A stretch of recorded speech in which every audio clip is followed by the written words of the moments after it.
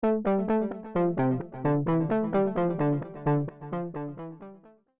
we have here, ladies and gentlemen, and non-binaries, is a debate between Destiny and Nuance Bro. Now, again, to our legion of follower,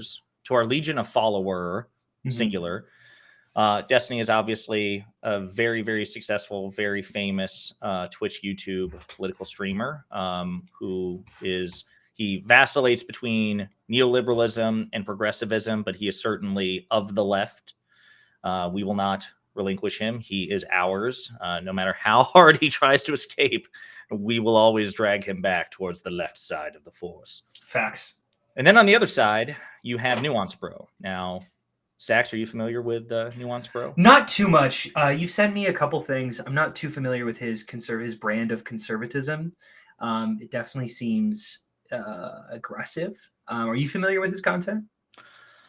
So I follow him on Twitter. All right, so getting all the way back to let's start the video. So Nuance Bro is a conservative streamer. He's pretty big, I think, on YouTube. Not as big as Destiny, but I think a few 100,000 subscribers. He's like on par with Actual Justice Warrior. I put him. I don't know. So you're familiar with Rob Noor and Lecture Fan, right? From Hippie. I know Rob Noor. I don't know if I know Lecture Fan. Well, they are very aggressive. Well, I was going to say they're very aggressive, propagandistic talking point machines. Like they're like very intense, and they're talking points one after another, very propagandistic.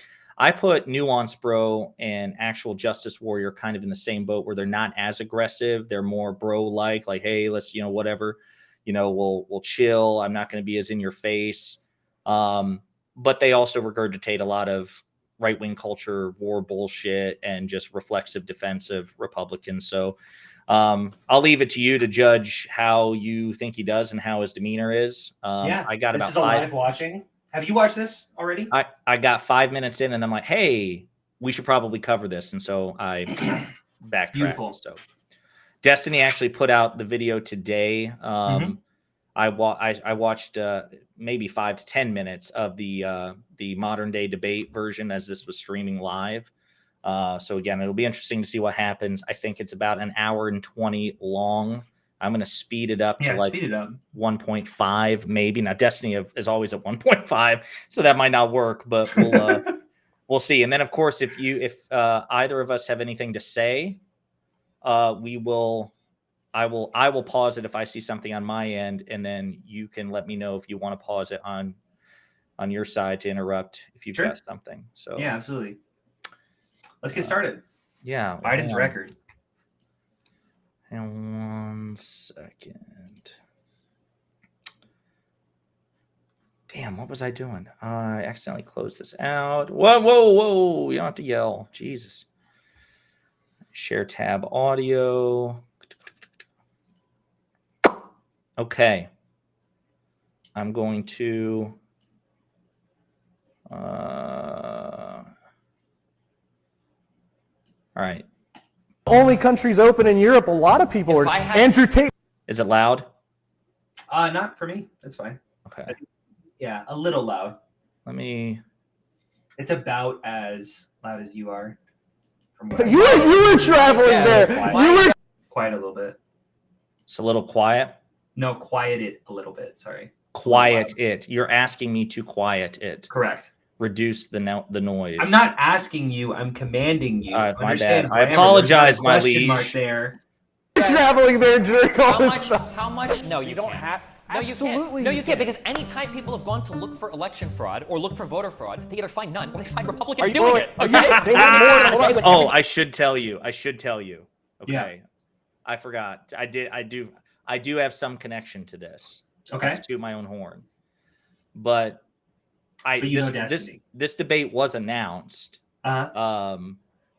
however long ago, and I saw the subject, that they were going to debate Biden's success. So I knew they probably weren't going to be able to have laptops or anything, but I did make a little cheat sheet for Destiny in a Google Doc, just kind of recapping Biden's successes, like the Inflation Reduction Act, bipartisan infrastructure bill, yada, yada, yada.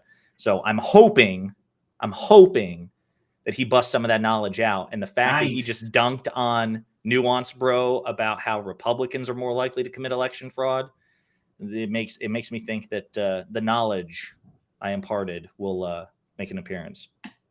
Everybody's there in a huge line, and they have like... No, it happened at the beginning of the day. It was right from the beginning, dude. Okay. It wasn't later on. And then you are alleging that there was some sort of sabotage that happened in 48% of Maricopa counties. Just I don't care. If our person likes democracy, then the goal should be to put as few roadblocks as possible between you and actually voting, while still maintaining the safety and integrity of our elections. So the biggest reason why I've always been critical of Republicans that are trying to say, like, get rid of early voting and get rid of mail and blah, blah, blah, is that generally speaking... Is Biden succeeding as president? Thanks so much, Nuance Bro and Stephen. Given that, Stephen, you would take the affirmative if you want to get us started with a roughly 2-minute opening statement, and then we'll give the same to Nuance Bro, and then we'll go right into open dialogue, and then Q&A. Ready to go?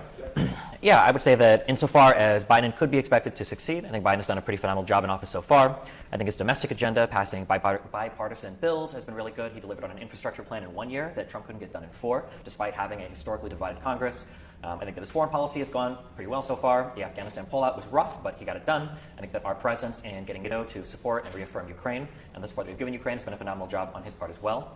And I would say that his general decorum as president and trying to bring us together and unify us instead of constantly being divisive and screaming at people on Twitter has been a pro as well. Yeah. All right. Pause here. Yeah. So something that I think about a lot is Biden is a nonpartisan president or bipartisan president, but I don't think he's a centrist. I think that especially after the primaries, I wasn't really expecting much from Biden. I don't think he took a hard stance on a lot of the issues that I cared about. But once he's been in office, I think he's been pushed progressive, immensely more progressive than I thought he was. He's definitely taken a huge side on the left. He still reaches across the aisle when he passes bills, but I don't. Sometimes I think we talk about him like he's a centrist or like he's very like right in between Democrats and Republicans, and I don't think that's exactly what he was saying, but I think that we can hit a lot harder on how progressive he is. Maybe not with such a conservative, but that's something that I talk about a lot. Is when we look at the drug reform that he did, where he pardoned all federal. And began the process of deschedulizing marijuana. Yeah, 100% with the DOJ. When we talk about student debt forgiveness. Debt forgiveness, that was right on the list. The climate agenda, all of these things are incredibly, incredibly progressive movements. His work with transgender people as well has been easily the most progressive work with LGBTQ community ever in America. So I think that we can take a pretty firm stance that he is way more progressive than I think anyone really thought that he would be. Yeah, I don't think there's any question that I think the perception of many that Biden is centrist comes from his campaign rhetoric. And sometimes he, during the first year and a half into his presidency, it used to frustrate me, especially when I saw how egregiously bad faith Republicans were being with Biden, tarring and feathering him as a socialist or a communist, even though he was making aggressive efforts to be rhetorically centrist, or at least rhetorically bipartisan, and making active, aggressive attempts to reach across the aisle on a myriad of issues. So the fact that he took a more conservative approach to legislating and to negotiations and tried to make everything bipartisan, and they still went out of their way to try to paint him as a, Bernie Sanders, AOC tier progressive, it was really frustrating because I wanted him to abandon or at least dial back the bipartisanship or the centrism and be more combative. And I think he kind of stubbornly stuck to it for a year and a half. And then eventually, I think he finally reached his breaking point when he saw that there was no repudiation of election denialism and his approval ratings were still slipping. And then so when he rhetorically and legislatively took more aggressive steps to be progressive. So when he embraced the dark brand and persona, when he, pursued the Inflation Reduction Act and descheduled or began the process of descheduling marijuana, the student loan forgiveness, yada, yada. Those are, relatively speaking, as you say, progressive policies. And when you combine that with a more progressive style rhetoric, we saw his approval rating rise up. So I think actually, to your point, progressives who were frustrated with Biden were at least somewhat vindicated, because it was like, dude, when you do popular progressive things and you speak like a popular progressive, you will see your approval rating increase. Now, Republicans will still hate you, but they're going to hate you anyway. That's the whole point. Biden at this point, with a very slim exception, he's not going to win over the Republican voter base. They're lost to him. Certain independents and moderates, yes, and he should still go for them. But if it's a choice between hyping up your base or trying to tilt at windmills to get the Republican base, go left. Go 100%, left. 100%. Yeah. You ready? Yep. As far as how Biden's doing, succeeding, I think you just look around us, you see inflation's right around 8%. You see deficits are still well over $1 trillion. The national debt's over $31 trillion. You know, we see turmoil internationally in Ukraine in particular, which we didn't have under Trump.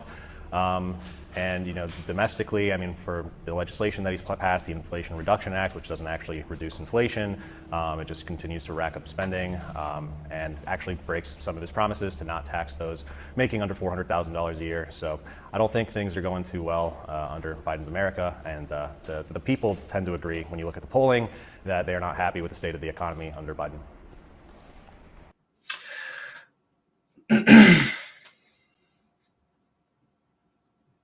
Hey, sorry, I can't hear you. Did you mute yourself? I did mute myself because I don't want to make any noise that will interrupt here. And then I went on this whole beautiful monologue. I was trying to be considerate, and then, of course, it failed, which means I'm done being considerate. I'm abandoning that. I was trying to take notes of everything Nuance Bro was saying, and I understand that this is a prologue, and they'll probably dive into it. But he said inflation, 8%, Ukraine, Inflation Reduction Act being... Not about inflation. Say what? The Inflation Reduction Act, not about being...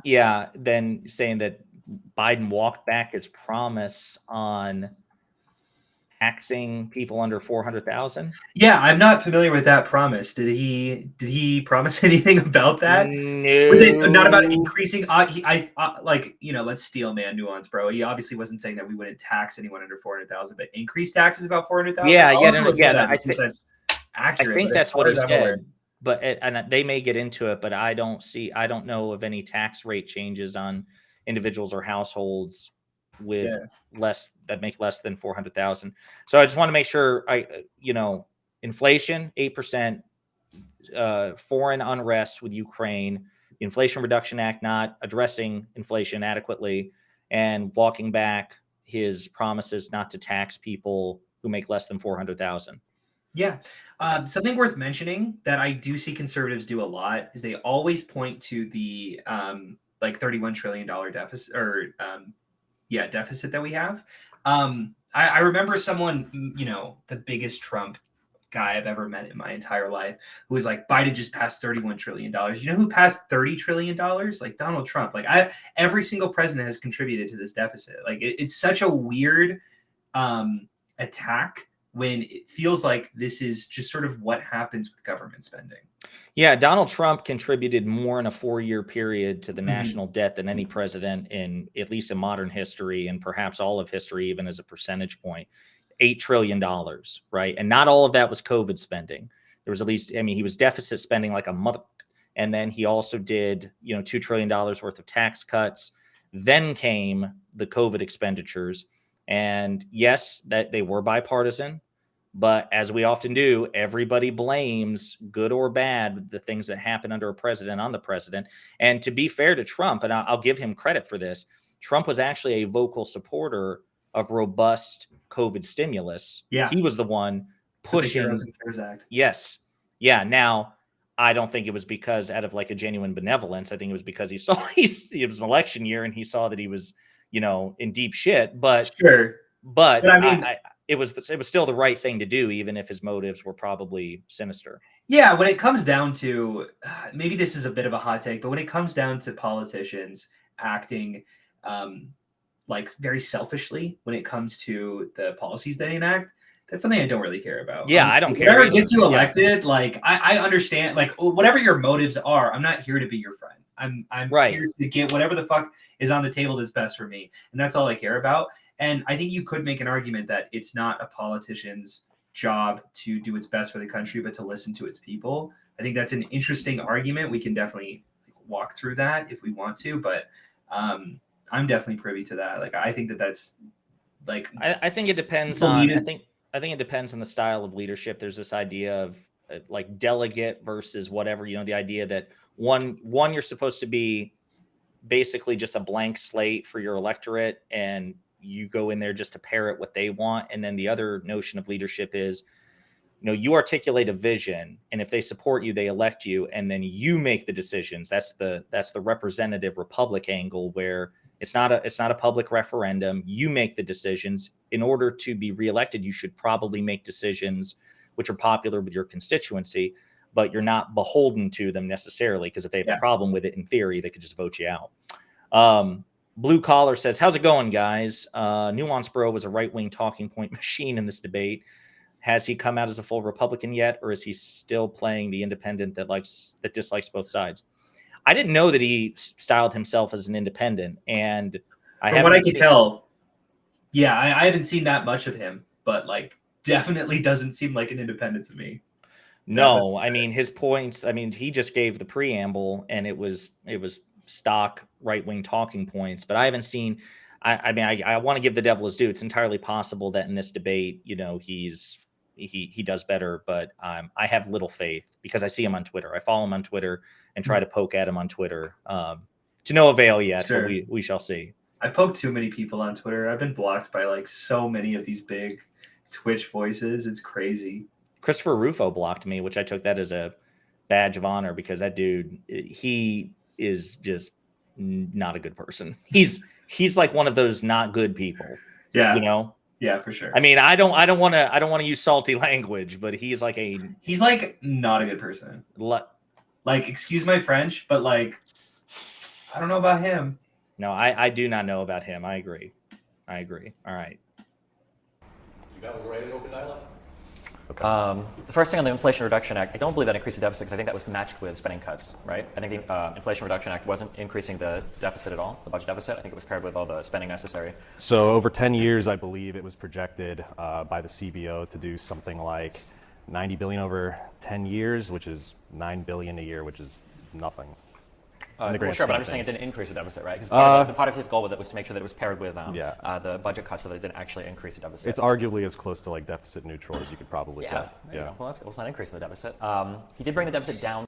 Just real quick, I do like how Nuance Bro is like, it basically makes the deficit worse. Okay, and then 30 seconds later, and then it's like, oh wait, but it actually doesn't. And he's like, okay, but is that good? It's like it's the classic like moving the goalposts of, hey, this is really bad, and then someone calls you out, and you go, well, it's not good, and then someone's like, oh, it does seem good, and it's like, well, it's not great, right? Just like a subtle goalpost shift there. From, I believe when he came in for the first year, I think it was 2.8 trillion. The next year was 1.4 trillion. We had big budget deficits, but I mean, we had to spend our way through the lockdown. So I don't know how much more he could have done there. Sure, but a lot of those were temporary measures that had to do with like stimulus and also the economy being shut down and things like that. So it wasn't really him bringing the deficit down. It was just the nature of how COVID played out and the policy at the state level and things like that. Yeah, that's kind of true. But I mean, I'll give him some credit for cutting the spending because it seems like people often. So here's the thing, and I know he's talking about deficit reduction here, but I just want to say this kind of as a quick point. I will give Biden credit on deficit reduction. I mean, I understand to be fair to Nuance Bro, I understand where he's coming from because it's not like Biden and Democrats or even on a bipartisan basis passed the sweeping legislation which cut expenditures. Not really. But the fact that we were able to, under Biden, get a vaccine rollout, which allowed the economy to open back up, which precluded additional stimulus spending, which caused deficit reduction or helped contribute to deficit reduction, I do kind of give him credit for that. And it's also one of the reasons why when right-wingers say Biden shouldn't get credit for his jobs numbers because it's just jobs coming back after the pandemic, it's like, well, the metric by which we evaluate job gains and job loss under a president, they've not changed, right? So it's the same standards. If jobs are lost under your administration, we count those as job loss. We've always done it. If those jobs are gained back in the later administration, those are counted as gains, even though you can make the argument that you're just you're just grabbing those jobs from before. You still did a job and retaining them. Right. And also, I mean, you can actually point to specific policies that Biden did that contributed to these jobs coming back, which is, again, the big one being the vaccine rollout. Take the American Rescue Plan out of it, because I imagine that's going to come up, because you could argue that was his. I mean, actually, no, you can't argue that was his first major legislative accomplishment. So I'm sure it'll come up. But Biden presiding over a successful, sweeping, aggressive vaccine rollout is what allowed the economy to open back up, which allowed those jobs to return. And there's no telling what it would have been if we'd half-assed the vaccine rollout as it had been under Donald Trump, where he basically at the end of his administration just gave the vaccines to the states and like, good luck. There had to be federal coordination, and Biden not only provided federal coordination, he took it a step further, negotiating deals with Uber and Lyft and increasing the federal pharmacy program. So Walgreens and CVS got yada, yada, yada. So Biden does deserve credit. I disagree with Nuance Bro there. For sure. Samuel Holman says, Nuance Bro is very good rhetorically. It kind of reminds me of how Fuentes talks. Very calm and seemingly charismatic. I do believe you're referring to me, good sir. The opposite of Stacks. What? What a strange response. He said very calm and seemingly charismatic. He is clearly talking about me, he's Fuentes. not talking about me, because that comment infuriated me. Exactly. Stacks is not calm at all. He is like, he's about to blow his stacks at any given point. You see what I did there? No, yeah, that's seemingly charismatic thing it's very accurate. We don't even have to say seemingly. It is these are charismatic figures. They do know how to carry themselves to maintain some sort of poise over the most obscene and disgusting positions possible, but they warp it in a way that really feels logical and thoughtful. And Stacks really likes cults, so that's another reason why he's standing really hard with these charismatic people. No, we know we weren't talking about you. We were just joshing around. Yeah, no, I know. I was redirecting your compliment, Samuel. Samuel's like, no, of course I'm not talking about you, you loser. You piece of crap. Thanks, Sam. Appreciate that, buddy. All right, you ready? Yeah. Times are reticent to. So, for instance, when we talk about inflation, man, it's really early. Yeah. Got like 2 hours of sleep. No, it's good. When we talk, when we look at inflation, for instance, so this is something that triggers me.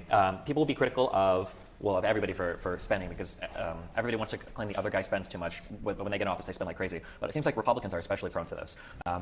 When Trump stepped into office, he inherited a pretty booming economy from Obama. Obama's economy had been posting all-time highs, I think, since 2013 in the markets. And when Trump came in, that trend continued and ramped up a little bit more. But he did it on the backs of massive deficit spending. He did his huge tax cuts, which was the only major piece of legislation. Well, it's not really deficit spending tax cuts, giving people back money that they already own themselves. Sure, but it runs up the deficit if you don't meet it with spending cuts. But he reduced the income of the federal government. He didn't reduce the spending at all, right?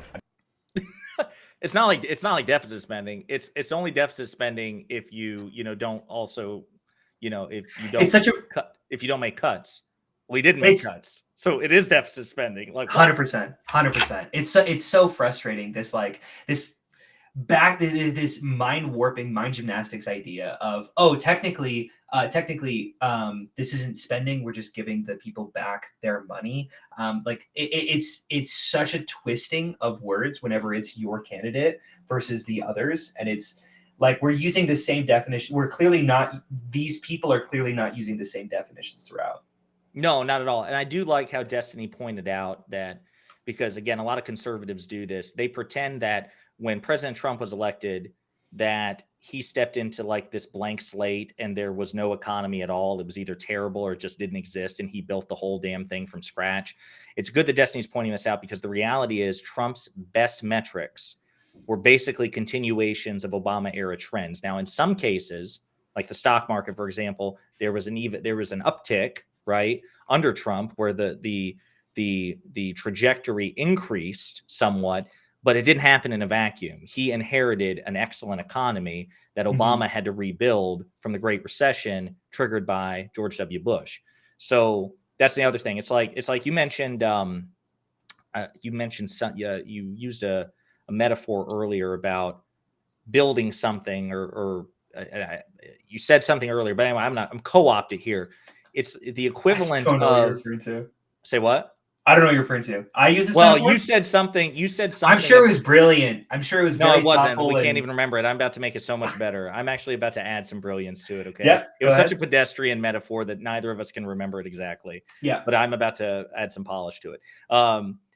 But basically, if the economy in this metaphor is a skyscraper, Trump added like 2 or 3 stories to it on a 30-story structure that he inherited, right? We wouldn't give him credit for all 33 friggin' stories. Like if someone was like, wow, Donald Trump built the tallest building or this really tall building. No, he didn't.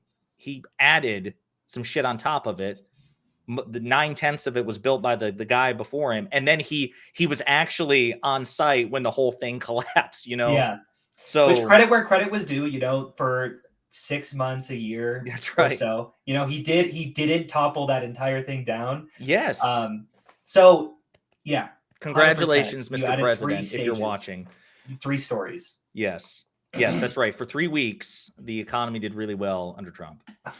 I believe before Biden, Trump had the largest budget deficits in the history of any U.S. president. Inflation adjusted. Most of that obviously due to COVID. I don't know most of it was due to COVID. I think it's almost entirely. I think there were some in the early years where he was still deficit spending like crazy because he was doing these, like he did his huge tax cut, but he didn't pair with any spending decreases at all. Yeah, nothing compares to the COVID spending though. Sure, nothing might compare to it, but I'm saying he did have like 3 years where he had an opportunity to do something about the budget deficit. He didn't. The inflation rates remained historically low.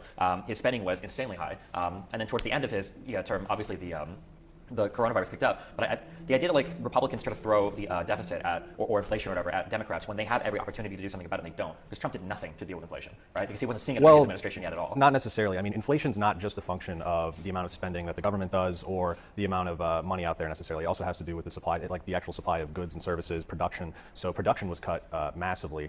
Obviously in part due to COVID and also part due to policy. But see, this is pause. This is so infuriating because Destiny's asking him point blank right here a question. I hope he doesn't let him pivot and sort of tries to nail him on this. But he asked a very specific question, which is why did Republicans do absolutely nothing about inflation? Trump cut taxes and did not cut spending. That is deficit spending. Like you're doing all of these things that you don't seem to criticize Republicans for. Why didn't they do the other side? And then he starts pivoting to talking about how it's not really exactly his fault because they had to do this specific thing. It's so frustrating. He pivoted. Then he pivoted again when Destiny was like, okay, but even before COVID, there were trillions of dollars, that Trump added to the debt and quite a bit in terms of deficit spending. Right. So Nuance Bro is trying to pit it all on COVID. And then Destiny's like, no, it's not all on COVID. It might mostly be on COVID, but there was quite a substantial chunk where there was absolutely nothing being done about. So then Nuance Bro says, well, I mean, inflation isn't just about government reckless spending. Yeah. It's about policy. And then he's like, and production.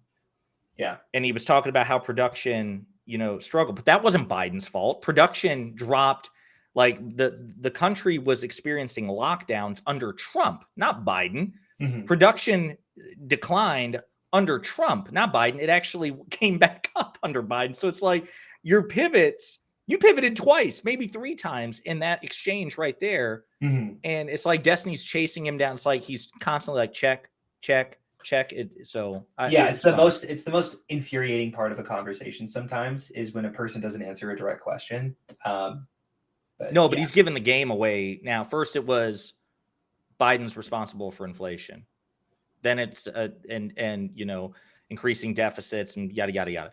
Then it's like actually no, it happened under Trump. Then it's like okay, well, it was COVID. No, okay, some of it was under Trump, but there was also there were production issues too. Well, that also happened under Trump. Okay, it'd be interesting to see where he goes from here.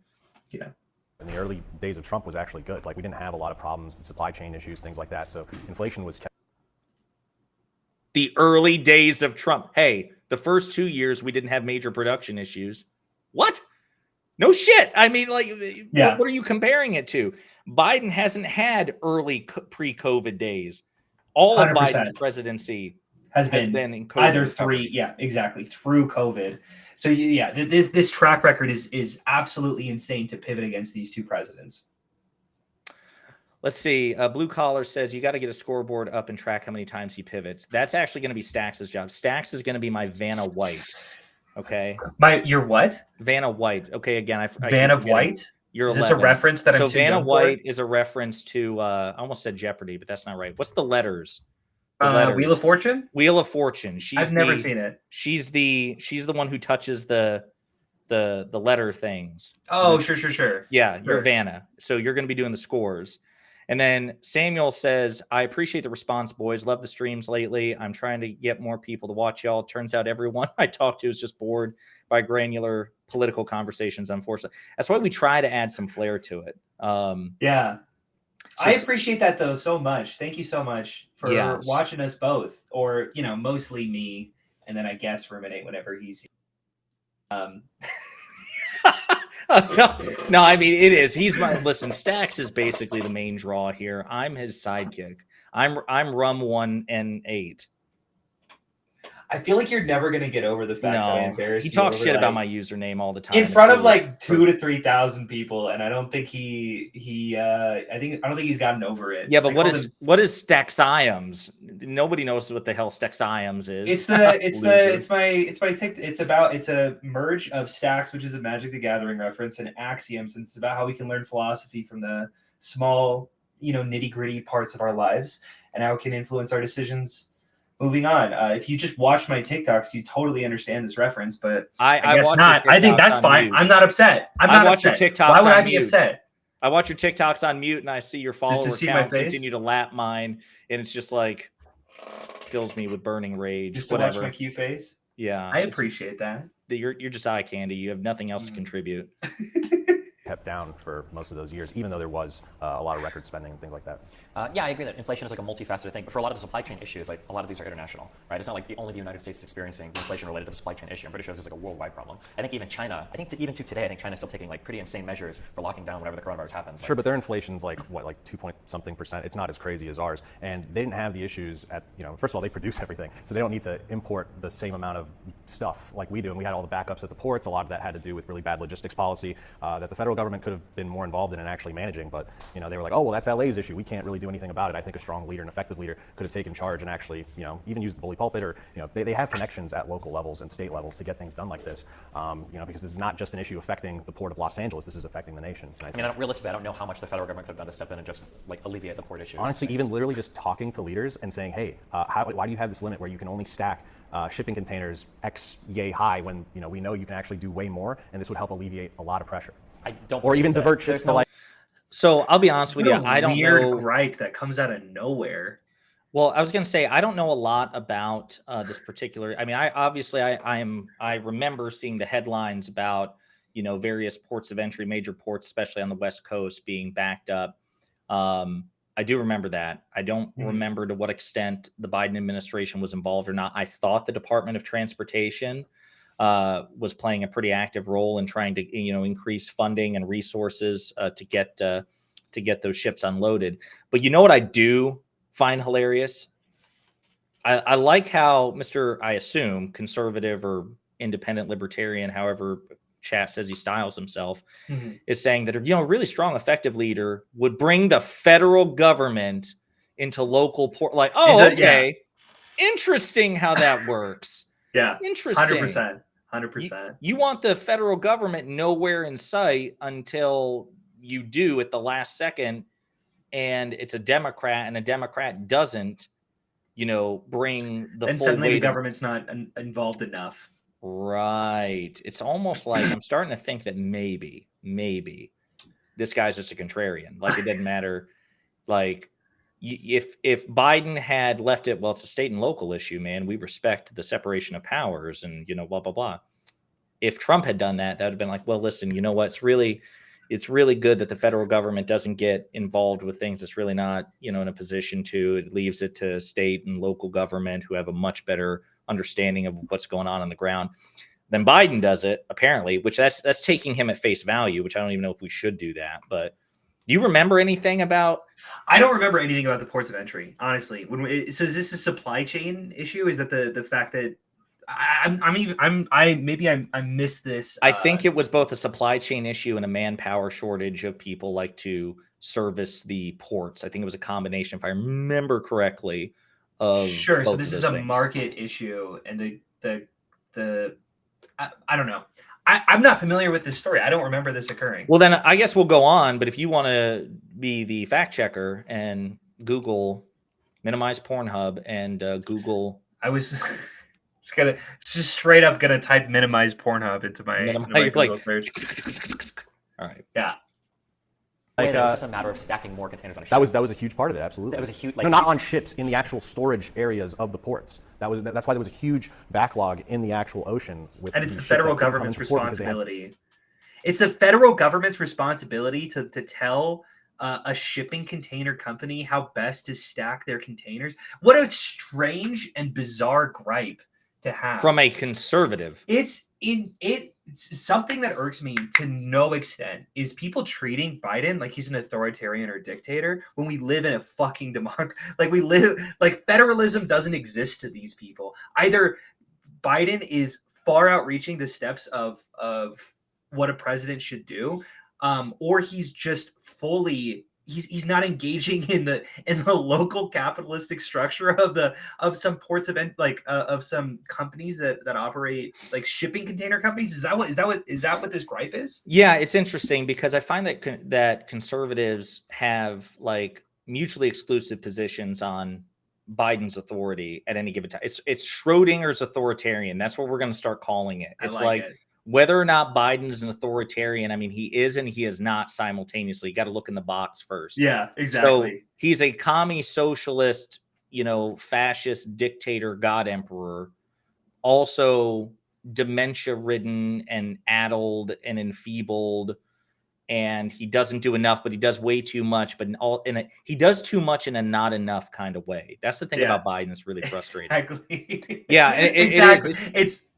well, like when people bitch about gas prices. No, 100%.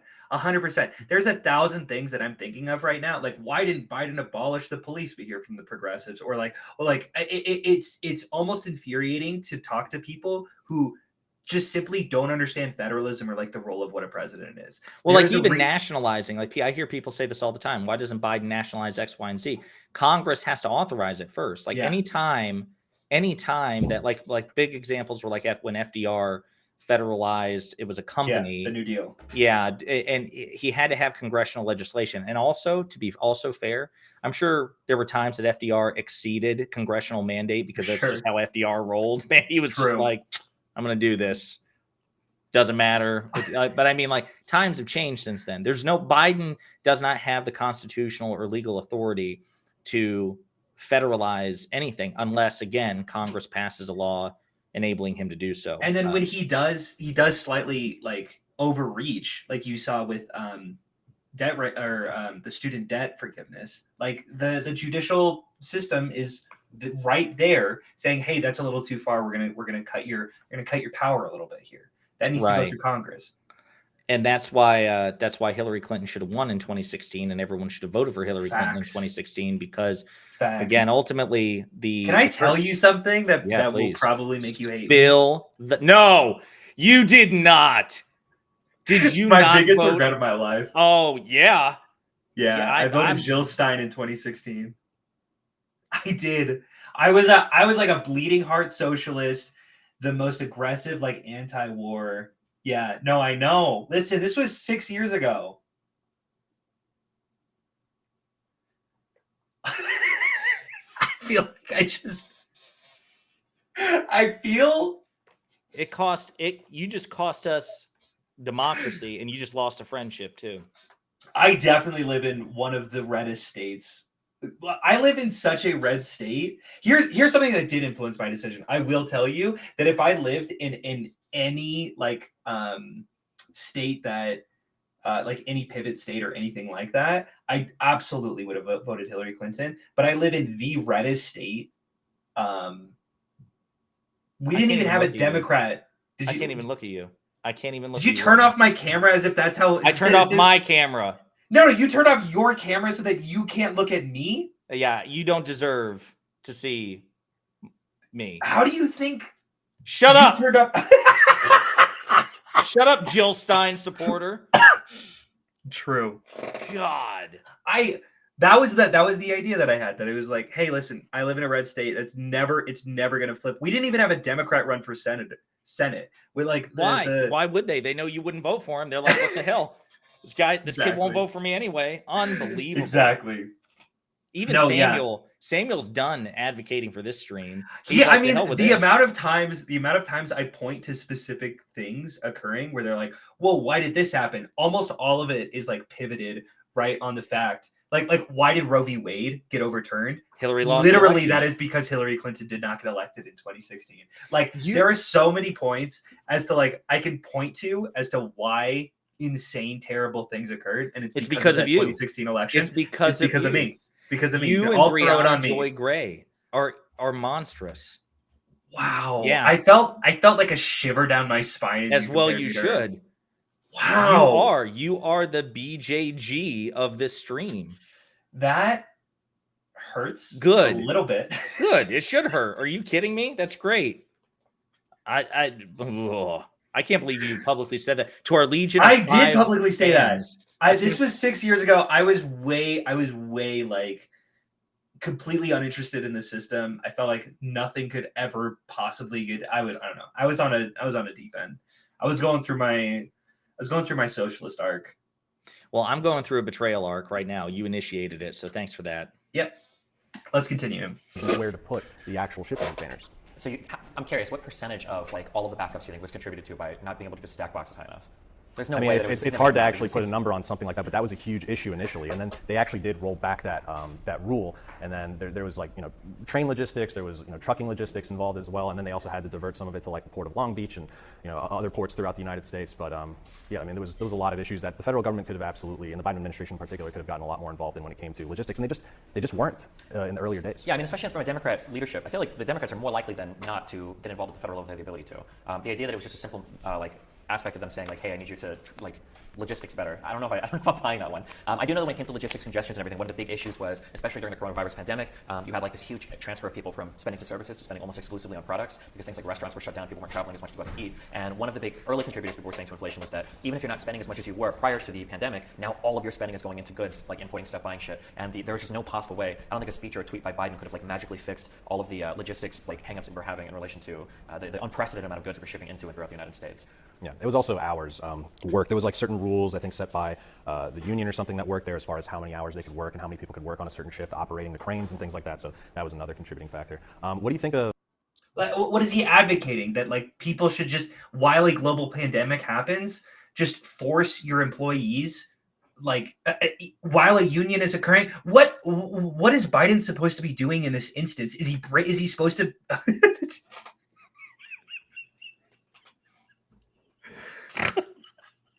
Took me a little while to fucking see that shit. I'm sorry. Okay. All right. My bad. You were saying? I got completely distracted. Oh my god. I forgot your ADHD kicked in. Oh fuck. Man, you were on a roll there. I totally. Is he advocating? Like, how does the president, like, in Nuance Bro's ideal world here, what he's thinking is, okay, gotcha. So, our economy is not functioned to deal with a worldwide pandemic. Everything is shutting down. People are freaked out to go to work. We can't get things on time. Like, multiple businesses are failing. People are losing their jobs. All of this shit is happening. And Biden needs to come in and break up a union at a shipping container company so that these people can be forced to work longer. Like, is that really his solution? Is that what he's advocating for? So it was weird. Obviously subtly, right? Like, he's not actively implying this. He's more just being on the aggressive, like being the aggressor here, and just pointing out someone like, here's what he could have done. I don't know. I think it's funny that he's simultaneously saying Biden didn't Democrat enough but also he didn't anti-democrat enough by union busting. Like, I'm so confused. Like he's Biden there. It's the tale of two Bidens. You have to have light Brandon and dark Brandon, and light Brandon would I don't know what I don't know who is what to Nuance Bro, but one of them has to bust the unions, and then the other one has to use the power of the federal government to compel shipping industries and ports to do things differently. So like not only like shipping companies, but also like port authorities, right? So like you know what I mean? Like local governments, state governments, municipalities. It's like this three-pronged, mutually exclusive thing. I'm almost thinking that perhaps Nuance Bro is just looking for a way to blame Biden for whatever, and it doesn't really need to be cohesive, just as long as it gets to the same. Throwing this on the president of the United States is such a weird. It's like it's so out of left field. Like when this occurred, there is no way that anyone at that company was looking at themselves and being like, "Hey, when's Joe gonna get here, guys?" I don't think we have a solution here. This seems like a problem. Where is the president of the United States? It's hilarious. Blue Collar POV says clearly Nuance Bro is okay with the federal government pressuring states and private companies.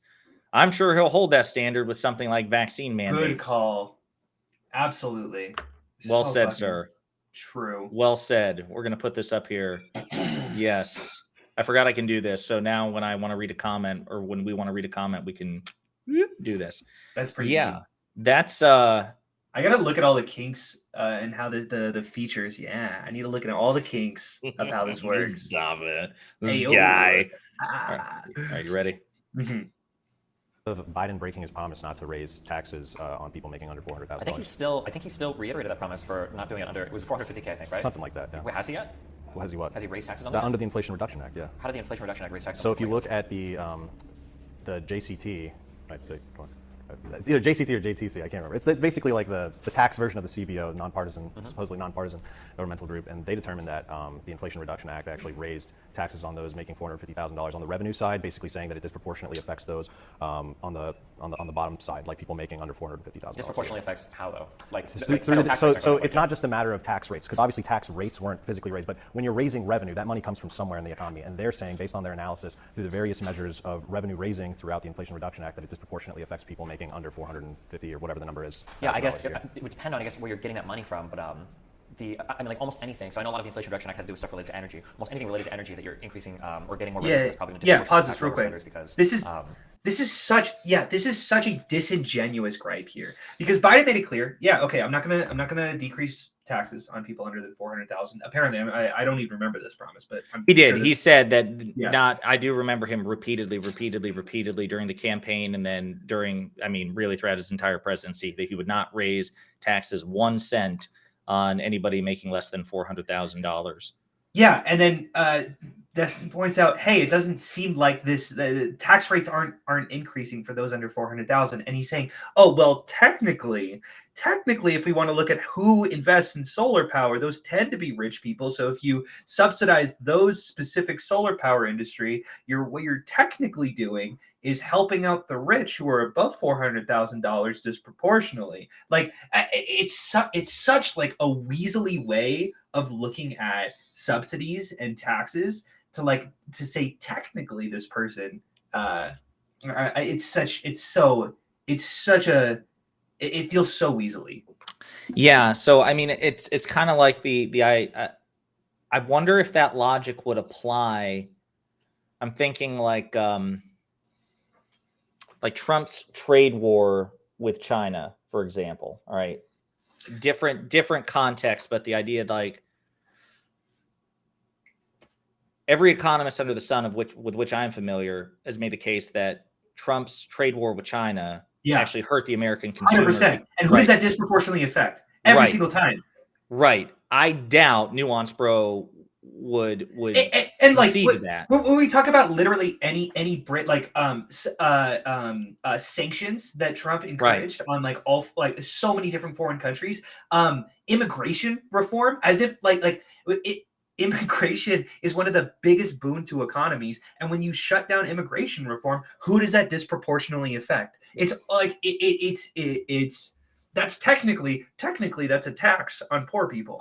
Right, because I don't even know because it's a pass through, right? The idea is that these businesses would try to pass the financial burden and lost revenue onto consumers by raising prices, which again, if that's your criticism, I guess I could accept it kind of, but I feel like it's also, number one, you radically overstated it. Well, Joe Biden raised taxes. He broke his promise. That's not true. Yeah. If you want to make the case that as a result of his policy, there's a potential case to be made that it will effectively cost American consumers in one form or another. Fair enough. That might happen, but that is substantively different than Joe Biden broke his promise and he's taxing people I'm also that he said he wouldn't tax. I'm so interested in what Nuance Bro thinks could fix the climate change disaster that we're having. That he probably doesn't think it's real. That wouldn't disproportionately affect like poor people. Like that's what's going to happen when you completely 100%. He seems to be ignoring Nuance on this point. Am I right? He is heavy on the bro and light on the nuance so far anyway. It's a bigger portion of it's always going to be a bigger portion. Yeah, if you're like a millionaire, you don't spend 100,000 a year on heating or whatever, right? It's always going to be a bigger portion of a poor person's income. But in terms of I don't know if I would say it's a violation of a promise that through like an Inflation Reduction Act, some costs of energy end up going up, and that ends up translating to a tax on people earning less than $450,000 a year. Or if it's part of the revenue raising, and that revenue raising disproportionately affects people making under that amount, and that's where the money's coming from. Is that not breaking a promise? I mean, that's what the Joint Committee on Taxation says. No, I don't think I would consider that. Like, let's say, for instance, so for the CHIPS Act, where we're starting to do like local manufacturing, we're getting big investments in local manufacturing and chips or whatever. If we were to place like a tariff or something, or if we were to place some sort of like sanction on a country that imports goods and services to the United States, if poor people bought those services more than wealthy people, would I say that that's effectively a tax on poor people? Well, it depends. Is this like I mean, tariffs are for the government to raise money. It just seems strange that like a tariff like an increase. Well, no. If you're doing a tariff and it's on a good or service that these people, it's a disproportionate part of their income. Like tariffs are a tax, and if that tax is disproportionately affecting the poor, like that's a tax. Absolutely. Gotcha. Well, I would say that the way that I originally saw Biden's. Wait a minute. While I was turning a fan on here. No, yeah. Did you see what he did there? No, 100%. 100%. Well, tariffs don't count. Pass through to the American consumer from businesses because to the American consumer because of tariffs. Well, that doesn't count. That would not count. If he I would really love what I would probably recommend is, or I don't know, not recommend. I would hope that Destiny does is really point out the fact that Trump absolutely sanctioned the shit out of countries and encouraged tariffs and encouraged sanctions, encourage immigration reform, just essentially everything that I was talking about just before. Yeah. But again, I don't know how much of a Trump fan Nuance Bro is. I don't know how much it'd be fair to like compare against Trump because that might not I know be on Twitter he's cheerleading the fact that Trump is back on social media and he can't wait for Trump to start tweeting again. Yeah, but you can use that as a pass for like free speech centrist, like I don't know, marketplace of ideas. I don't know if that necessarily based on his Twitter history, I get the vibe that this guy is at least a B- tier Trumper. He's probably not like decked out in MAGA and red like he's, a NASCAR driver sponsored by Mar-a-Lago, but he's probably B- tier at least. Sure. Maybe chat can correct me because they're more familiar with him than I am, but we'll see. Promise was he said he was going to raise taxes on poor people. I mean, if you raise gas taxes, for example, that disproportionately affects the poor, but you're not literally raising tax rates on income tax. Well, but I think raising the gas tax would be quite literally raising a tax, right? That's what a tariff is. What is sure, but what part of the yes? I don't remember all the different revenue. I don't remember any tax raises being a part of that. That was like I know there were things in there for. Well, the revenue raises. Yeah, but what were the revenue raises coming from that were disproportionately impacting the poor? I'm trying to remember. I don't remember all the details on the revenue rate. Do you remember what the different revenue raises are? I remember all the different like the land industry investment. There was a lot of investment in like green energy and stuff like that. That's for the spending side. But on the revenue raising side, do you remember what they were? No, I had it written down on the phone but I don't remember all the. I know they took out a lot of the stuff.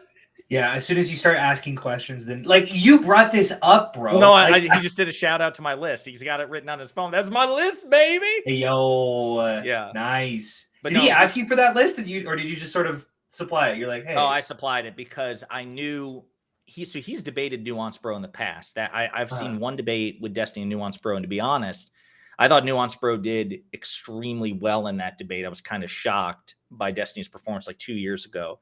I don't know if and then he had a more recent conversation with Nuance Bro as part of a panel about I think it's Adam and Stitch. I saw it was a couple of months ago. It was like their 200th show, and it was about January 6th and Trump and whatnot. And that's what that now it's all coming back to me. He is a low key Trump stan, and I wanted to make sure that Destiny was well armed because I wanted him to kick his ass, rhetorically, obviously. Hell yeah. I'd love to see that document, honestly. I'll send it to you. Yeah, I argue against, I argue for Biden all the time. As well, so you I should. think a document could be nice. I'll send it to you right now. But anyway, I just love how I love that. Well, it's different when a tariff. It's different when it's a tariff. It's different when it's oh, okay, my bad. He used to like cinema, like the carried interest loophole. They took that out, so that's no longer in there. But yeah. Do we have questions, James? Yeah, we can actually jump in. Well, wait, here's a question. I'm curious. I'll ask this. Do you think Trump would do better in regards to spending and inflation than Biden would have now? I mean, that's like a hypothetical. I don't know if we can. It's just you never. We had like a midterm now, which was like arguably like a referendum on the current administration, right? And usually when we say this guy's doing a horrible job, generally the argument is that my guy would have done better. Let's people. So do we think that if Trump was in this position now, do you think Trump would have done a better job? It's hard to say because again, you have to look at the makeup of Congress. You have to look at the makeup of the Senate. Would he even be able to get legislation passed out of there because he's a Republican, and then the House, being Democrat, the Senate. He had the same majorities that he did when he was a president. Then. I mean, that's I really don't know. I have no idea. What a weasel! How can he possibly think of the hypothetical of Trump being president and having to deal with COVID? What a completely abstract amount of philosophical... I know. There's no way to know because COVID happened the second Biden was inaugurated. Right? It actually escorted him into the White House. He was holding COVID's hand. Yeah. Facts. I love that. I love how he won't. I mean, obviously, it's a complete counterfactual. We have no way to determine, but you indulge hypotheticals all the time. I guarantee you ask hypotheticals all the time. That's a normal question is how do you think Trump, how do you, or sorry, even what would you like?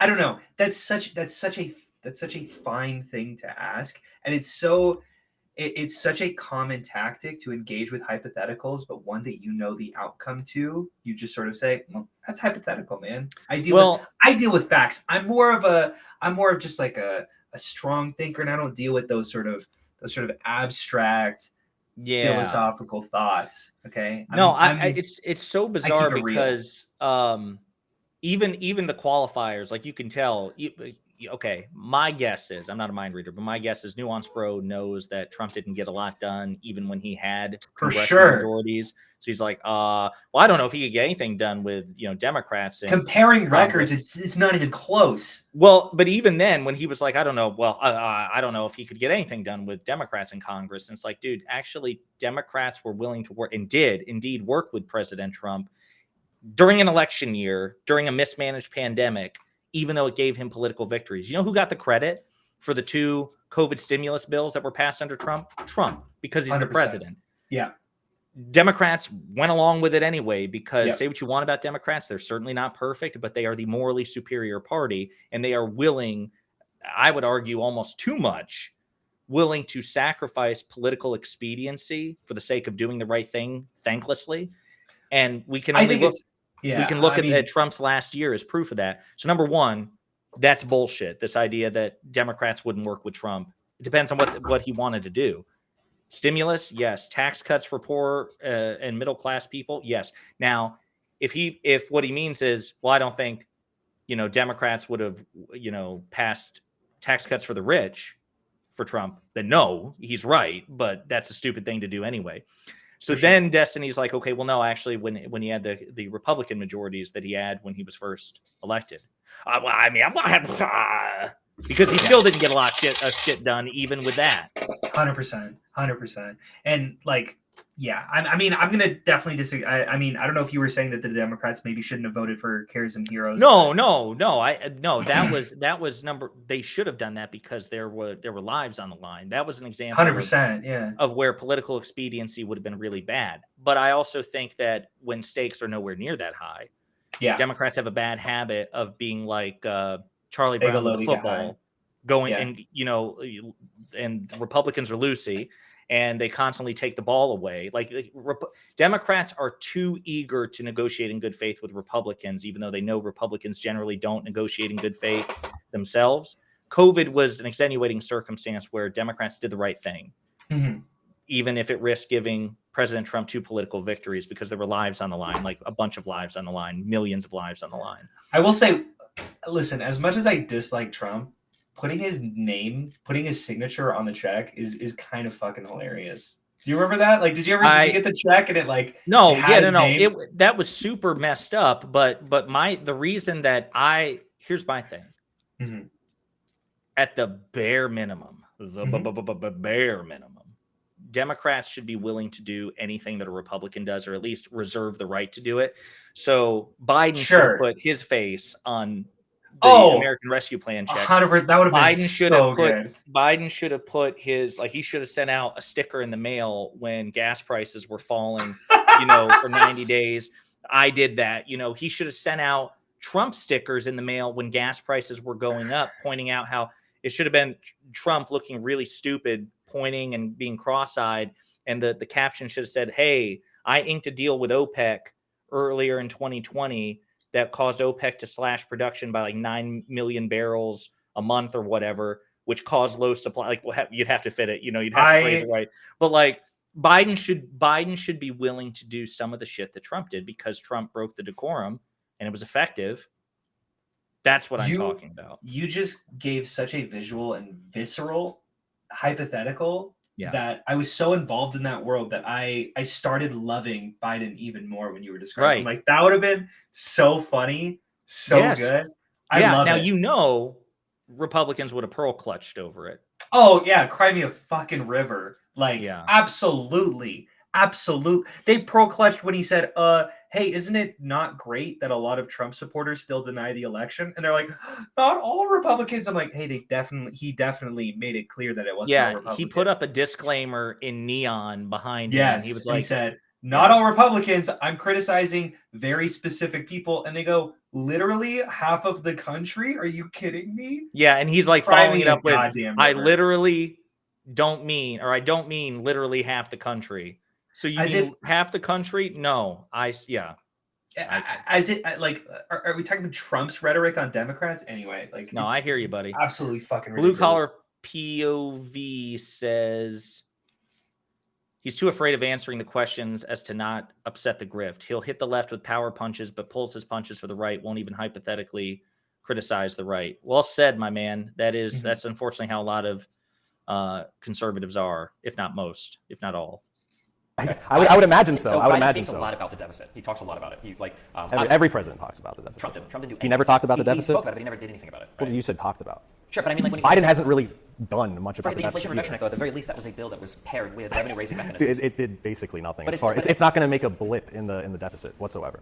But at the very least, it was deficit. And it arguably increases inflation. Probably. Did Trump ever? I don't think that's right. They must be. Well, the CBO said it either did nothing or it even had the potential to raise it by like 0.1%. Sure. But they also, to be fair, said had the potential to lower it by 0.1%. Yeah, but deficit neutral is better than. Listen, the CBO said it was definitely going to raise it. Okay, to be fair, they said it might not raise it. Okay, to be fair, they said it actually might lower it. Oh, okay. Every president talks about the deficit. Well, Trump didn't. He didn't talk about the deficit? Well, okay, he talked about it, but he didn't do anything about it. Well, you said talk about it. So it's just so funny. He wants to be very hyper precise in gotchas with his language when it comes to getting gotchas on Destiny. Yeah, but then as soon as you start being hyper focused, then it's like, "Oh, hey, you're not arguing in good faith, man. Come on, you know what I meant." Yeah. Wow. Yeah. So it's not an inflation-reducing act. Do you think Trump would be passing deficit-neutral legislation if he had the opportunity to? Like, we just most presidents don't. So, sure. I don't think statistically, I bet on. So I think that if Trump had the ability to pass the same act, I don't think it would have been passed with the revenue-raising side of it. I think he would have just done more deficit spending like he did in his administration. I don't know. I feel like obviously Biden could always be doing better, but when we're comparing like Democrats versus Republicans, I don't think Trump showed any inclination ever to care about the deficit. I feel like he talked about it coming into office, but once he was there, I don't think Republicans said anything about the unbelievable deficits that he was. Yeah, that's pretty typical. Sure. Well, but like I said, at least Biden is talking about it, and it seems like he's trying to pair some legislation with revenue-raising measures instead, which is more than I can say for Trump. But. All right. Do we have questions? Forgive me. First, if you could read out my question, in case it hasn't been discussed already. But just to focus up here, have you talked about the student debt forgiveness plan? No. Okay. Let me love to hear your thoughts. Okay. So the question is about student debt forgiveness. So Biden did that through executive fiat. Could you pause this real quick? Struck down in the courts recently. How do you feel about student loan forgiveness? I mean, I am open to the idea that it is economically long-term a bad idea. I've heard some economists allege that, or some people with a financial background allege that. From a moral perspective, though, I think it's an unquestionable good thing. We have a predatory lending system here in the United States. College is not just in terms of total dollars, but even when you adjust for inflation per capita, it's just vastly more expensive than it was 30 years ago, than it was 30 years before that. And we have also cultivated a society which says to students, you need to get a 4-year degree to do anything. And so we have done a poor job, I think, preparing vocationally young people. I feel, I mean, I'm 31, not super young, but still young enough that I can recall not getting sound advice from my guidance counselors in public school, where they're like, just, you need to go to college, you need to go to college, you need to go to college. And I did, but not even like, you know, here, we're going to educate you on the things like market trends, current projections, what fields are most profitable, you know, what you can expect. Like there was none of that practical praxis associated with, you know, again, I guess the more practical considerations of where you're going to spend your money, you know, on a degree, blah, blah, blah. All these things combined has set up subsequent generations for failure. And I remember seeing last year, there was I think it was a CNBC or CBS documentary, may have been 60 Minutes, but it was basically, it was when the OK Boomer slogan was going around, because it was perceived as the height of volatility between millennials and Gen Z and boomers and Gen X. And they had this 2-part documentary. And one of the statistics that was really sobering was, which I was 30 at the time, that 30-year-olds in my father's generation and the boomer generation, when they were 30, they controlled on average, a quarter of the nation's wealth.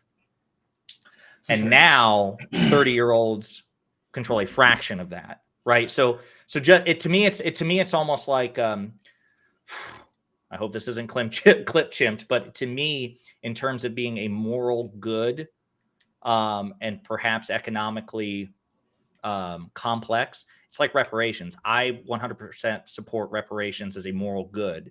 I understand that probably there are some more financially prudent ways to affect reparations than others. So that's how I feel about student loan forgiveness. I think it is a moral good. I don't know if what Biden did will be a net positive economically for the country or not, because this is a bit outside my purview. So That's how I feel about it. Yeah. What I'll say is debt forgiveness was actually probably one of my least favorite things that Biden has done. I'm definitely not to build to go after that argument. I do think that there is a lot of issues with education 100%. And I'm very much in favor of free college, but the people who have passed that threshold of getting through college, bang for your buck, 100% a diploma is worth it. Like if we look at how much your income increases when you have a diploma, it's so stark. It's not even close. I've heard that statistic touted, but I haven't looked deep enough into it. I question it a bit just anecdotally, because it seems like everybody's heard of college graduates, regardless of field, struggling with student debt even after they graduate. Like I don't know of a single college graduate who had to take out loans, whoever suggested that it was easy or even like that. Every person I know who has student loans, regardless of whether or not they graduated, and are in successful fields, will talk about the staggering amount of debt that they have. Sure. And all like 100%. I have student debt, right? And it is staggering. It is hard a lot of the time. But what I will say is, I have looked at how this student debt is staggered throughout like quartiles of income. And it is basically a regressive tax, like forgiving it, because the vast majority of student debt is held by the essentially top echelon, like doctors, nurses, dentists, or I guess dentists are doctors. Well, I think Biden means tested, it was effectively. It did. It was under 125,000. Yeah, I do agree with that. That it did preclude a lot of those people who are like lawyers, doctors, things like that. Right. I guess I shouldn't have lumped in nurses. Nurses don't nearly make up as much, don't make as much as doctors and lawyers. But it still felt like a regressive tax, though. I'm very much in favor of free college, but I do think that student debt forgiveness is not the best idea. But what I will say is that it absolutely rallied the Democratic base, because that is what progressives wanted. That is the one thing that they were really clear on, is like student debt forgiveness is one of their, it was like top 3 biggest issues. It was like climate, student debt, and I don't know, abortion. Abortion actually is number 1 for sure, which he kind of hit all 3, especially right. Yeah, he did. He hit the trifecta to at least to one extent or another before they either got hauled to court or Yeah. But yeah, so that's how I feel about it. I mean, but it's also not a pet subject of mine, because I was able to pay off my debt due to kind of extraordinary circumstances, but I was able to kill the last of mine about 3 years ago. And I was also in a position where my parents were able to help quite a bit, even in the initial loan process. So I came from a real position of privilege relative to a lot of others. But yeah, so I don't know. That's why I said I'm definitely open to the idea that financially the numbers don't, that they are not a net positive on the domestic economy. I'm just trying to start a fight, honestly. That sounds like you, 100%. Yeah. I mean, no, it's good. Fun, it's good that we jerk each other off so often, and sometimes I like a little bit, Well, no, I think it's really good. Our supporters, our 5 fans here, can see that you support crushing college debt. You appreciate big college. It's like big tobacco. You want students to have the crippling anxiety and financial burden of debt that arouses you, that pleases you. I think it's good. I think it's good that you've identified who you fundamentally are. You ever just look at how many bankruptcies happen in America and then just like shiver down your spine? Dude, really like for real, listen, there are times that like, if like traditional, erotic imagery doesn't do anything for me, I will like go and read, testimonies of people, who talk about the depression that they have from their crippling debt. And that does it, man. That's like, that has a 100% success rate. So it's beautiful. It really is. It's incredible. That got dark real quick, but okay, that's fine. It was, I liked it. That's apparently not going through. I believe it was. Was it permanently struck down, or was it a temporary injunction or something? I mean, it's all temporary because it's all going through the appeals process and everything, but was it an injunction, or I believe it was an injunction, because those usually, like an actual full decision typically takes longer, so I believe it was an injunction. The courts figure out if he actually has the power to forgive that debt or not. What do you think about the move towards marijuana? Are we just going to ignore the question? Are we not going to talk about? We're talking about executive. Oh, okay, go ahead. Yeah, I mean, like I guess we would have to talk about the original plan, like $10,000. I think there's like an extra $10,000 for people who meet like certain parameters. I think it's $10,000 for most. I think it's another $10,000 if you had a Pell Grant. Yeah. So I mean, I don't think what he did was constitutional through executive fiat. I don't think it's good policy. What are your thoughts, Stephen? It definitely doesn't help inflation, right? Probably doesn't help inflation. I don't think that's the only issue that matters in the United States. But I agree. I'm personally against student debt forgiveness because fuck college students, because they're going to earn a lot of money anyway. No offense to you guys, but I think in terms of like trying to do what he can as president, it seemed like it was a pretty popular move. At the very least, he was doing like a limit on the amount of aid given. And he was like restricting certain income brackets, which I am a fan of if you're going to do it. I don't like the idea of doing like student loan forgiveness for people that are like doctors or for people in incredibly high-ranking families. So I like that he tried to restrict it to certain income limits, and I like that he tried to give a little bit back more to people that have Pell Grants. So student loans and stuff are something that a lot of presidents have talked about, but nobody's done anything. But you're generally against it, and we agree it doesn't reduce inflation. And it's not. It's generally not good. It's generally not good policy. Economically, personally, I would say probably not. I don't think I'm a big fan of it. But in terms of like winning popular support and everything, it seems like student loan debt forgiveness things a lot of people clamor for. So you want to talk about marijuana or something? Oh yeah. Do you think that the executive actions for and then the new approach to marijuana that he's pushing for, you think that's a good thing or a bad thing? Oh, I liked it. Yeah, that was pretty good. I was not a. Well, I would have. I wish Trump would have done something like that. But what are your thoughts on his gun control actions? Just real quick, I just got a comment how Nuance Bro just skipped right through that one. Oh yeah, that was good. Yeah, I wish Trump would have done it. But anyway, Biden sucks and Trump's because that's not as libertarian. Like he should absolutely be clamoring how great it is. Wait, what did Biden do on guns? Did I miss something? Oh, the Bipartisan Safer Communities Act. After I think it was the Uvalde shooting.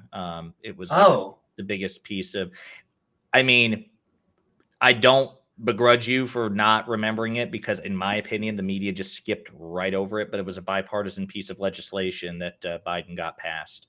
Really? So, What is it called? The Bipartisan Safer Communities Act. Okay. I'll look into that. Bipartisan. Yeah. BIP. Communities Act. All right. I'll look that up later. BIPAR. Go ahead. A T. Okay. Mm-hmm. I was actually struggling at that point. It's like, shit, I do not want to mess this up. I'll never hear the end of it.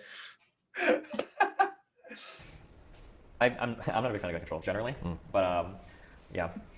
I mean, but what about the legislation that he passed?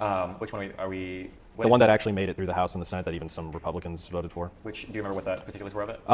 There was multiple different provisions. For example, when it dealt with background checks, I believed it was like one of those things. You know how they have the 3-day rule? Like if you don't pass, if they don't have an answer coming back within the 3 days, then the background check just goes. It clears. For people under the age of 21 or under 21, they basically extended that period significantly longer, just in case for like a Uvalde situation. Another provision was, they changed when it comes to private sales. Which you can do on the federal level without a background check, person to person, but you cannot be engaged in the business of selling firearms. Otherwise, you would need an FFL, and then they prosecute you. But they said they changed the definition, so now if you do it for profit, which is very kind of ambiguous, but basically if you sell a gun and you're like, oh well, maybe I need the money, I want to sell this and make some money. Even if it's one sale in a year, that's now illegal, and it would have to go. You'd have to be like a licensed seller to sell it, and they could get you on that, which is criminalizing, I think, a lot of law-abiding citizens. Potentially. Is that criminalizing without filling out? So if you're a private seller, you basically have to do the 4473 now.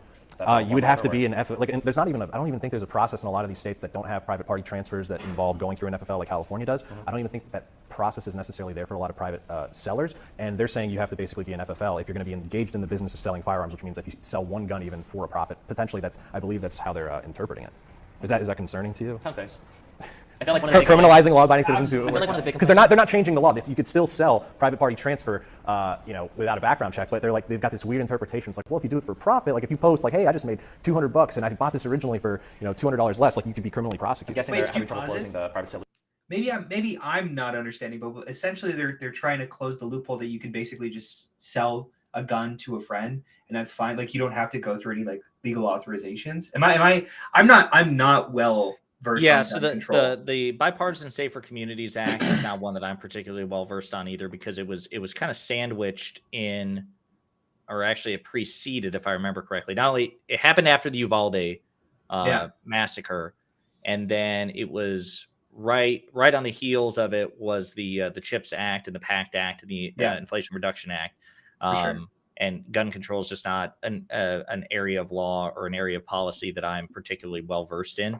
The things I remember about it is that it closed the boyfriend loophole, for example. Like that was a big one. But so no, I'm not too familiar with what Destiny and Nuance Bro are talking about here. It makes me feel pretty good, or feel fine, the fact that Destiny didn't know this either and he does this professionally. Right. And he had my list. But I actually, but the Bipartisan Safer Communities Act, there again, because I'm telling you, like everybody just skipped right over it, even though it was technically a real feather in Biden's cap. It was the biggest piece of gun legislation in the past like 30 or 40 years. Yeah, that's wild. And he got Republicans to vote for it. Like he did. That's pretty neat. He did. Which is I will say, like I definitely remember CHIPS. I definitely remember the Inflation Reduction Act. PACT Act. Yeah. But yeah, it was not in my list. That's wild, because Uvalde was like all that anyone was talking about right then. Yeah, absolutely. I don't know. Loophole completely, or they can't get enough people on board with that. Yeah, but I mean, like, why? Like, that's kind of a shady way to go around it, no? Well, I mean, you do what you can legally, right? But generally, I know you're not for criminalizing law-abiding citizens because of something they do, and like, oh, I didn't even like. Of course, you sell something like you're trying to make money on it, but it's not like you're in the business. You're selling one gun. You're now considered in the business of selling firearms. I think when it comes to gun control, the only thing that I generally broadly support, or one of the things I generally broadly support, is I feel like there should be better tracking for person-to-person sales.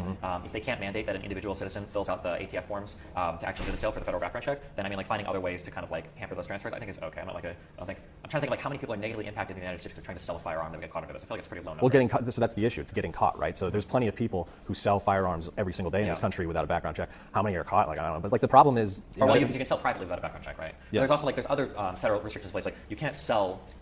I'd actually be curious. Like, you're not allowed to sell a firearm, so it's not allowed to have one, right? Like if you were a felon, and I knew that. Knowingly. Yeah, but knowingly. Yeah. So like how many people actually get prosecuted under that? I'm curious.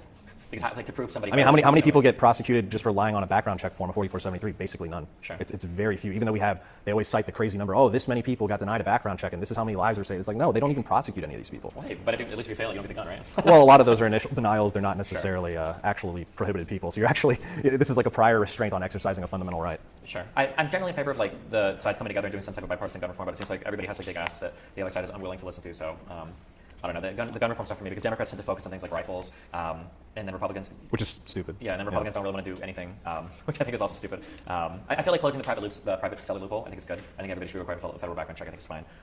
And then there are some like red flag laws that I think are like okay, but as far as I'm aware, like neither of those things really made it into any of the Biden gun control legislation. So I don't have any. Would you be like, for example, when Trump did the bump stock ban or whatever? Do you think because basically they just gave that to them with no concessions whatsoever? Do you think it would have been a reasonable, like it could have been more bipartisan if they gave like Republicans national concealed carry reciprocity and then gave them the bump stock ban?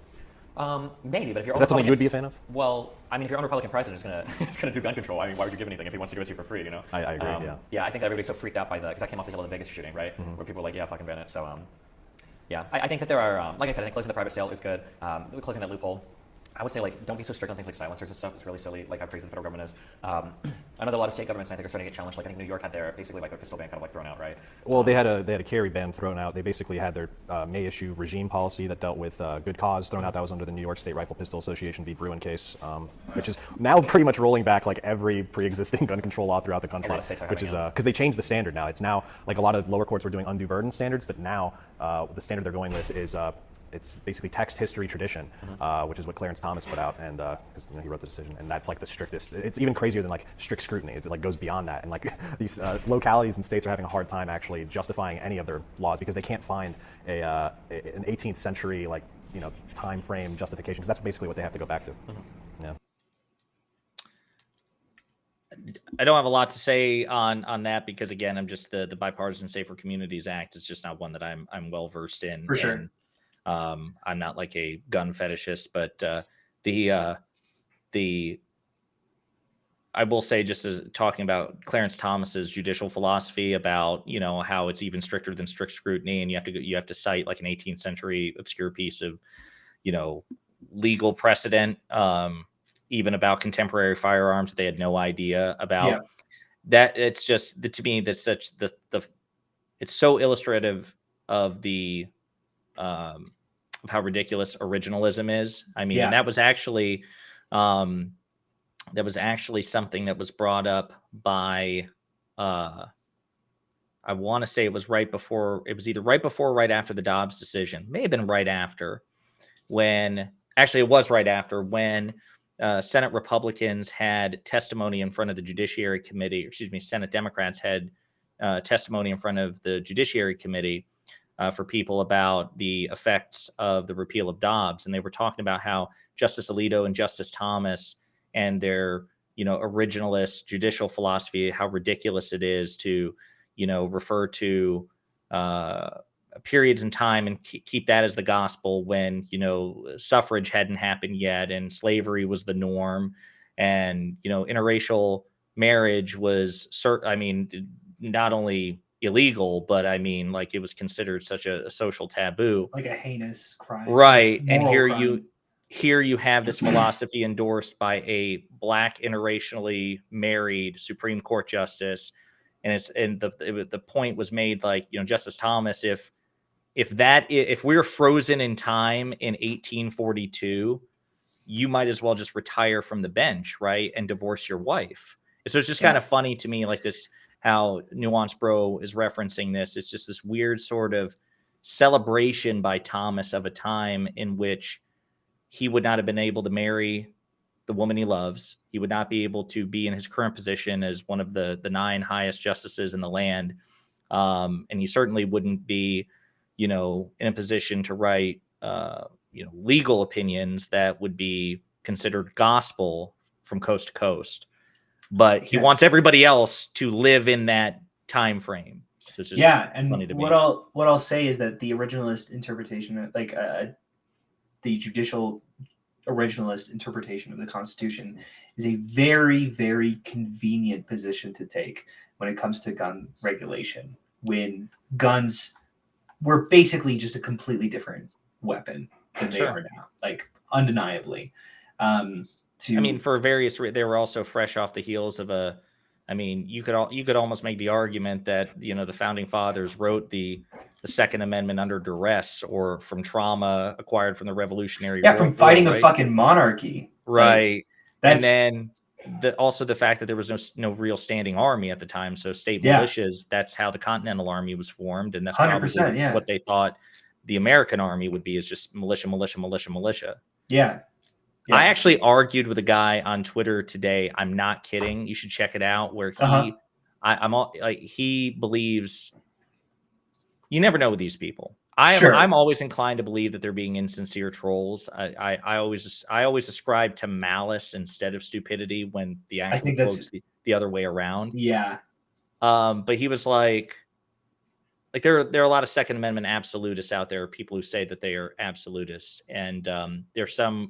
When you so do you think you should be able to own like a missile launcher, a howitzer, an ICBM, a nuclear warhead? And they're like, well, yeah, if you could afford the enrichment and, containment process. And like, bro, it's completely like, as soon as this, I promise you, these people, if that were implemented in the real world, and they said, you can just go fucking own a tank, a missile, nuclear weapons, who cares? As soon as that happens, they start looking around and they go, hey, they're like the people at the shipping company who look around and they're like, hey, where's Joe? Why did Joe let this happen? Curse you, Joe. Jesus Christ. It's 100%. This reminds me of the FTX completely fallout, where people are advocating so much for these decentralized ways of monitoring, ways of doing banking just in general, financial things that are completely stripped away from institutions. And then as soon as a fallout happens, they start looking around and they're like, hey, where's the federal government? Yeah, come on. Where's the regulations? You're letting this is allowed. You could just go sell to yourself just to increase this massive bubble for yourself. I think people forget a lot of the time why certain things exist, why institutions exist, and then they look around and they're like, hey, wouldn't it be nice? Wouldn't it be nice? Would it be nice if we could have a selectively applied government that it's like an inflatable mattress. We can make it as big as we want it to when we need it to, and then deflate it, and then inflate it again, then deflate it, and unfortunately, it's just not. How is the mattress helpful in this metaphor? I'm just curious. Because you can sleep on it, number one, and it's also it's customizable size. You see what I'm saying? You can make it more inflated, and then you can deflate it and put it in the closet when you don't need it, and then you can pull it back out. That's how I think conservatives who say that. Oh wait, no, I do think I understand. I do think I get the metaphor. It's okay. No, it's okay. I threw a lot of. I thought you were just there's. No, I apologize. I should have remembered who I was dealing with here. True. Sometimes I'm a little slow. BIPA.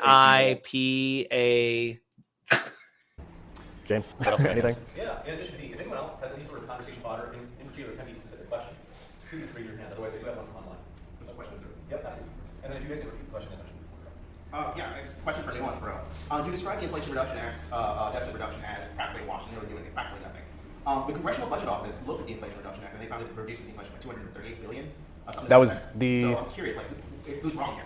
No, you're actually right. I think initially it was 90 billion, but I think in the final revised version it was 238 billion. So thank you for reminding me. But again, that's over 10 years. So if we look at the deficit currently, it's over $1 trillion.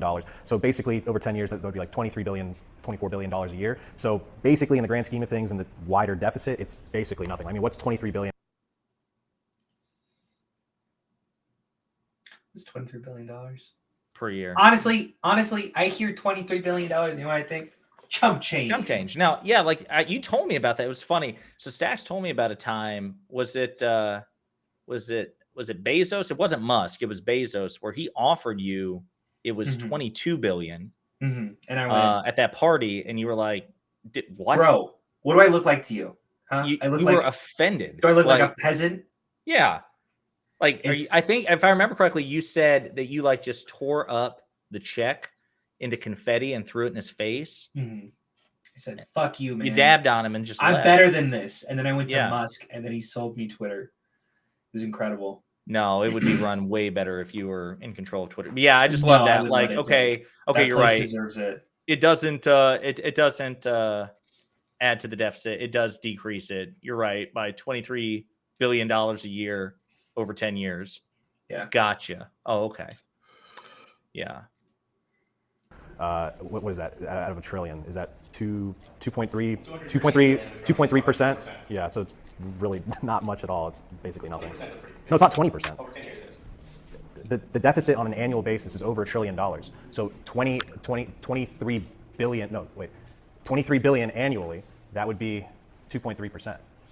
That's not that. So you can't take the 10-year number for one and then push it into the 1-year number for another. Any other questions? I got a question. No boy. So you guys are talking about spending cuts for like 10 years out and all of that, but we all know that no Congress can bind a future Congress. So if you backload all the spending cuts, won't this just be another sequester situation where they get rid of that and it's convenient in the future?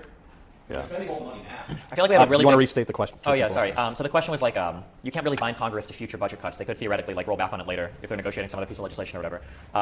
I mean, that can always happen, but I mean, that's just kind of the reality of our democratic system. It seems weird that presidents can kind of push stuff off into like future administrations and then hope to see how they deal with it.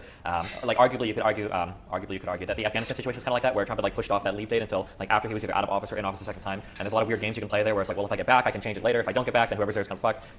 Yeah, I don't really know what the the counteract, like how you deal with stuff like that in our democratic system. I'm not sure. Especially as we become like more willing to fight over every single fucking thing, whether it's like Defense of Marriage Act or whether it's like against like raising the debt ceiling or whatever. Yeah, I don't know the answer to that is. I mean, so we're about 2 hours in, so I think we'll just wind it down, even though we're not even at the halfway mark. So we're gonna have to do this again and finish the rest of the debate.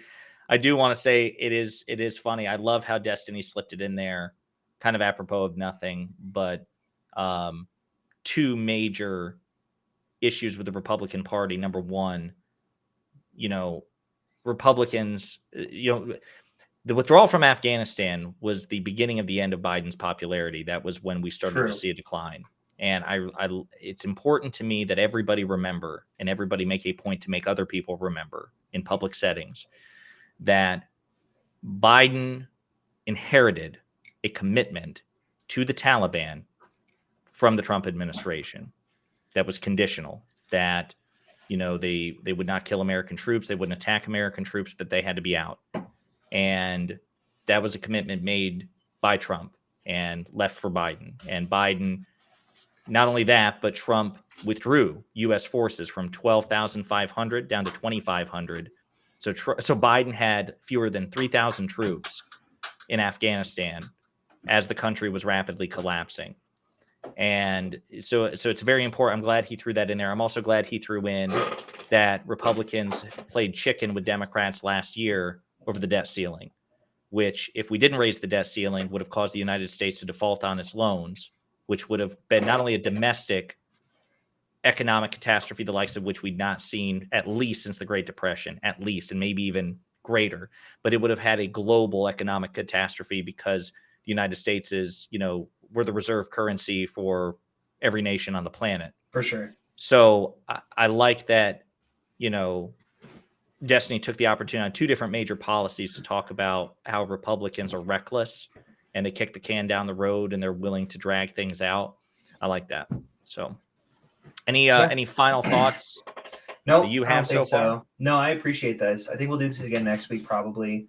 Hoping to do this every Monday. Is that right? Yeah. Did you just knock some shit over? Unrelated. Yeah. No, I think it'd be a good idea. Like I said, I think I'm gonna start streaming again more regularly. I don't game, so like there won't be a game component, but just because this is a really big political time, there's probably fodder for multiple streams a week. I would like for it to be as collaborative as possible. So I know you and I have committed to at least once a week. Yeah. But obviously there's a standing invitation. Anytime I stream and you're off, you can always join in and stream from your side. Yeah, I'd love to. I'm trying to get like STV Philly and Luke Beasley and others. I'll probably see if I can drag Destiny in, because that would be enormously helpful for sure as well. And then, I mean, really ideally, I would, if I hope, and you'll probably get there before I do, but I hope that we can get access to the TikTok Live for PC. Yeah, that would be the biggest thing, I think. That'd be huge. Because that's a huge because we have such an audience there. Right. It's like, it's really strange that they don't allow like simul streaming at the same time, or simulcasting is what it's called. Correct. Well, they did. So what was interesting was, I think a couple of months ago, they had the function where you could have like an RMPT or RTMP code or whatnot and do it that way. But TikTok withdrew that, and you have to get like it's a feature that's being rolled out for select users. I don't know if there's a particular threshold you have to meet or if it's random, but that'd be great if we could simul stream on TikTok, Facebook, Twitter, Twitch, YouTube, Pornhub, all these places, OnlyFans. Perfect. Yeah, I've already got an account set up, so you can just jump in. Dude, let me tell you, your feet are incredibly well manicured. Thank you. Yes, I appreciate that. I usually get the opposite, where it's like, oh, I only came here because it was disgusting and dirty, and I'm really no. I was worried it was going to be like seeing like feet from the Hobbit. You know what I mean? Like Frodo feet. Hobbit feet. I was worried that that's what I would see, but no, like it was like the ankle bracelet was really tasteful. I think the toe ring as well, and a nice shade of turquoise on your piggies. They were just dude. Incredible. That bit went on way too long. I don't know where I was going. I was actually, I'll be honest with you. I was like, I'm doing this for me at this point. Like this is becoming this whole thing. I didn't even see you anymore. Like you just ceased to be. Yeah, you just started imagining just dreams of my feet in your head. It's incredible. 100%. Just kept if you enjoyed this, the functionality of this, I think so. I think it's much better than it's much better than TikTok. So we don't just have like conservatives coming out of nowhere just banning our shit. I hope I hope we will eventually find enough of an audience where we can get good faith. Like, because I agree. Like, it's nice to have those discussions. I think we try to make them as good faith as possible with conservatives, but it's also nice to occasionally, dunk on them and whatnot. And I think it's informative to the audience as well. So I'm hoping we can get to the point, like you said, where we can find a way to tap into that TikTok audience. So maybe what we need to start doing as well, like if we're going to commit to the Monday things, is we can like do TikToks in advance that, hey, on Monday, Stax and I are going to be talking about this, and this, Yeah, come on for over. Sure. Yeah. And I think if we want to go live every once in a while and just say, hey, here's the topic coming up. Right. Because I know people really get mad. It's like, hey, I wanted to do this for so long, and then they just weren't really able to. Right. So if we like set something up so that they can jump in. Yeah. And then we could have like guaranteed guests or something like that. I don't know. 100%. Yeah. Well, man, thank you. Thanks for doing this. Absolutely. Blue Collar, real quick before you go, Blue Collar says, good quality stream. Good stream, guys. Thanks for providing quality infotainment. I assume he is referring exclusively to you and your 27,000 followers on TikTok. Appreciate it. What are you at? It's not important, okay? Listen, chump change. Numbers don't It's like matter. 28. It's probably like 28 billion. All right. I'm sorry that I don't live Nothing a lifestyle where I try to quantify my worth, okay? I mean, that's a very convenient position for you to take, considering you have nothing in your life. So, hey, you. Yeah, you. Thanks for watching. If you liked the video, and I hope that you did, please be sure to hit the like and subscribe. Also, my link tree is in the description below, so if you have a sec, go ahead and share the love on all my social media accounts. Also, if you want to express an opinion, eternal devotion, or undying contempt, go ahead and leave a comment, because we're always looking for feedback. And on that note, I look forward to pondering politics and pop culture again with you very soon.